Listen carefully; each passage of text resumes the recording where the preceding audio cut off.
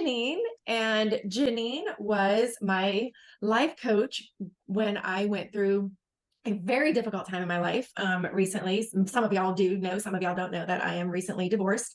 And this sounds weird, but I looked forward to meeting with her every week, not just because she's a wonderful person, but just the help and she lifted such a big weight off of my shoulder. And I'm forever grateful for that. You helped me more than you'll ever know with so many things, but I'm going to let her introduce herself, who she is, what her qualifications are, and what exactly she does. So Jeanine. Thank you. And thanks for having me. It's great to see you again.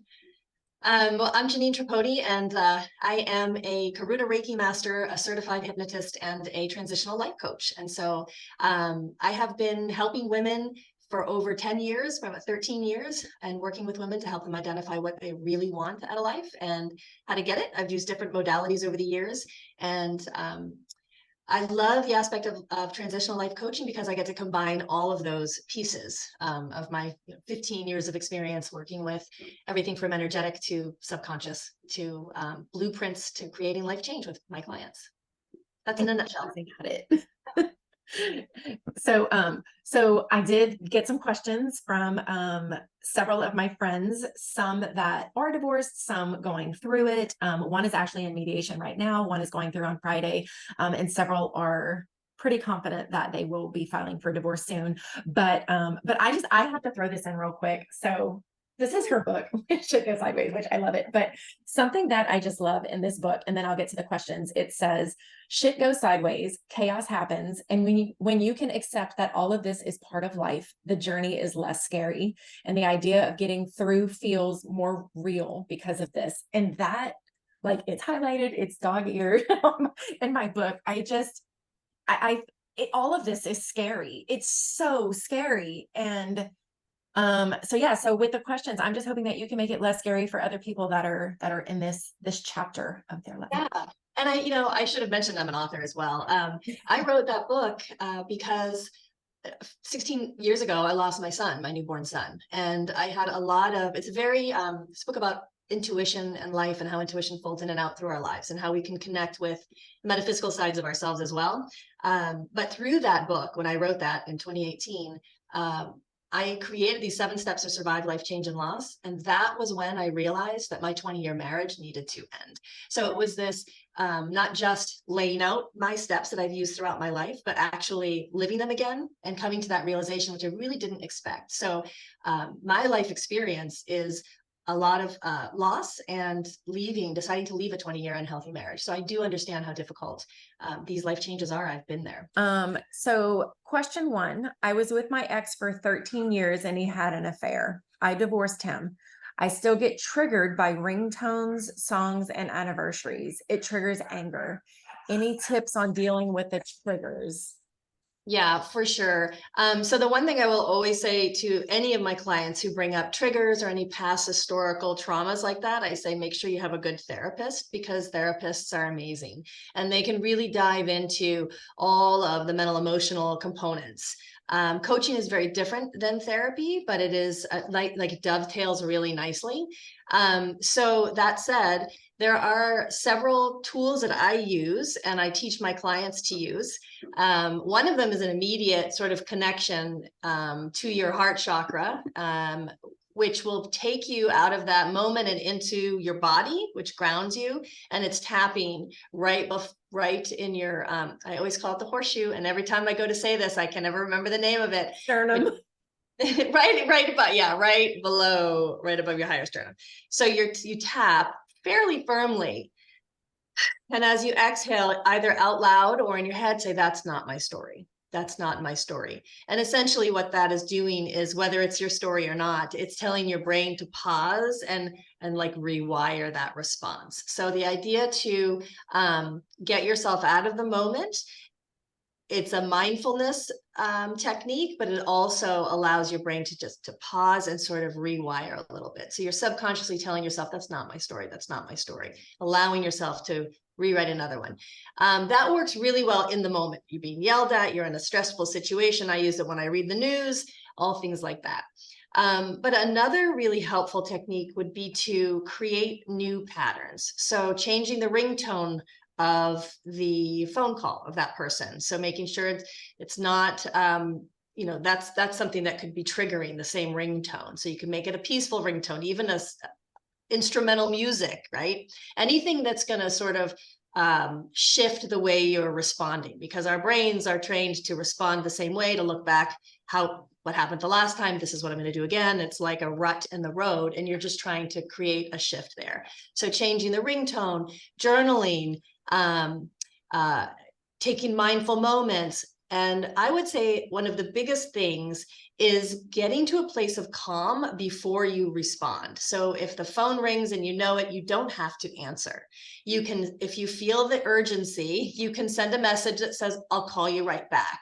Give yourself that time to decompress, to get your heart rate down. That's a huge indicator. Get that heart rate down, get out of that panic, fight, or flight, and then respond. And the more you do that, the more you train your system to stay calm and to deal with that kind of prompted stress. Yeah. And two comments on that, because the tapping I love, because you can do it anywhere, any place, anytime. But just to kind of piggyback on what you said, you don't have to respond. And the eggshells that have been thrown down in front of me for 23 years, that's huge. Just when I first filed for divorce, it was the stress, the tension, the cortisol just boiling throughout my body. It's like, oh my God, I have to leave my patient because, you know, hey, I'm getting a call or a text. I don't remember the last time I responded to a text. For me, there's no reason to, because of what the texts say. And knowing what the response will be. There's no reason for me to respond. So that's huge. Yeah. So and yeah, the not responding and then the tapping to just calm everything back down. Totally. And that is that sort of that feeling of urgency to respond to everything can kind of cloud whether or not you need to. I mean, obviously there's some situations where you may or may not need to, but being able to pause and make that conscious choice versus that, you know, a lot of us have been primed in our relationships to make immediate responses and to feel on edge or off center, off kiltered. And that doesn't need to be. Yeah. Okay, so the second one, how do you help your teen children deal with a narcissistic parent who moved an hour away and still expects all of his legal time with them? He primarily ignores them while they are at his house, and they miss activities and time with friends while they are there due to the geographic distance. They are incredibly angry with him and don't want to go or have anything to do with him. And I know there's some legal parts of that depending on the age and everything, but any tips for the mom to have that conversation? Sure. I think that the word narcissist is used so frequently, and I don't know if she's has a clinical narcissist on her hands or not, and I'm not a specialist in that way, but I will say, so I'll just speak more generally to what do you do when a father is, or another parent or co-parent is behaving that way. And I would say, yes, there are legal obligations. If the child's under 18, at least in the state I'm in, you're required to share the parenting time. And there's a bazillion reasons around that. So I think the only, I coach parents to understand that the only thing they can do is control themselves and their response to it, and to be a landing pad for their children. So whether the other parent is dysfunctional or not, keeping your home consistent and calm is the best thing for the child. So of course, we all want what's best for our kids. When there's a conflict, it's difficult sometimes to remember.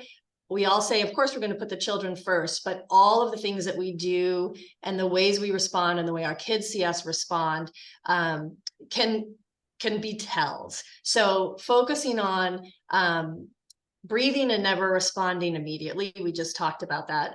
I made a couple of notes on this because I have a lot of points I want to run through. avoiding any labeling. So not labeling your other parent in front of the child. So again, whether that person is a clinical narcissist or not, definitely not using that word.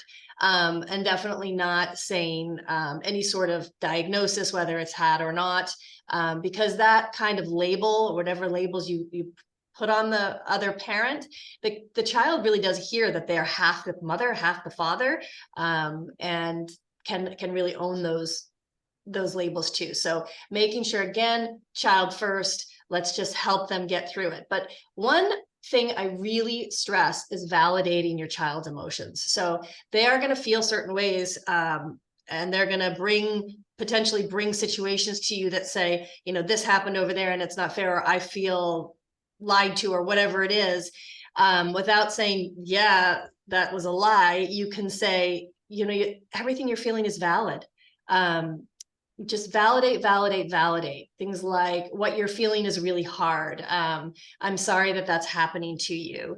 That's really difficult. I understand, or I want to understand. Tell me more, things like that. So that you're really listening to your child and letting them express themselves. And you're just sort of volleying the ball and holding it for them.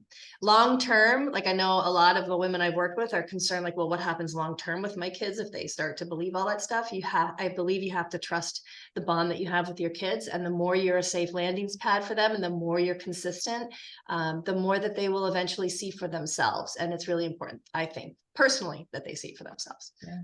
So something that happened here last week, something pretty traumatic happened out of our control. And I was having that discussion with one of my boys, and I said, I'm so sorry that this is happening. And he said, it's fine.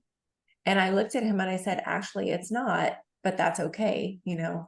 So he shuts down, and that's okay. I think that's very typical for someone his age. But just, I don't want him to think that what happened is okay, but just letting him know, like, I'm aware it happened. Yes. And the other thing you just brought up, which I wanted to mention too, is also being able, depending on the age of your child, being able to say, like, you can love the other parent and not love the behavior all the time. And that's a really important distinction, I think, that says we're all flawed, right? In one way or another, we're all flawed. And you can still love people who are flawed, and also that behavior or whatever it was, is not okay. Yeah. Okay. And then back to, what I kind of mentioned at the beginning, what tips are, if you, the girls that are contemplating leaving their husbands, just can you give them anything to think about? I know one of them, one is thinking about doing it sooner rather than later, and one wants to wait until all the kids are out of the house. What are the pros and cons of, I don't know, any tips that you can give them to think about? Yeah, I think there is a lot to think about. And I think, again, like, it's helpful to talk with a therapist for that, especially someone that understands children, to validate those decisions and thoughts. My recommendation is to, journaling. I always say journal. And the reason is because you're dumping your thoughts and emotions on the paper, and then you can reread them and sort of filter through them. So making lists of, like, the whys. Why are you thinking of leaving? Why are you thinking of staying? What benefit is it to stay, and what's the what do you fear the ramifications are to leaving? Every therapist that I've ever spoken with has said that having a child just needs one healthy home. So determining, is the dynamic that you're showing and representing to your children something that you want them to replicate in their lives, or is having one healthy, calm home the answer? And those are only questions that that the client can decide. Thank you so much. I really appreciate not only today, but the months that you've spent with me, helping me heal a tremendous part of what I'm dealing with, and just somehow you made me feel sane throughout this whole thing. You did the work, and it was really great to work with you. And thank you for having me today. I really appreciate it. Yes.